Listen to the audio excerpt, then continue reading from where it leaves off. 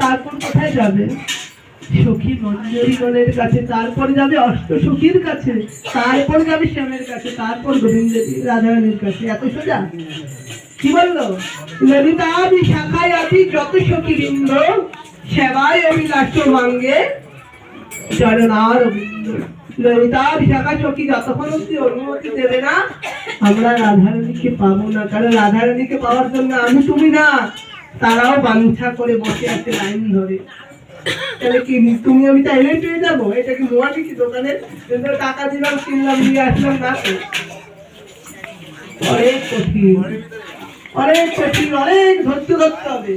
কিন্তু আমাদের তো ধৈর্যটাই নেই, ঠিক না বাবা? ধৈর্য আছে নেই তো। একটু আমি বড় ভাই বাকি বলে, এই বাবা আপনি কি বেশি বলে। তবে এখন আমরা সবাই মিলে মহাপ্রভুর ভোগ আরাধনা কীর্তন করবো।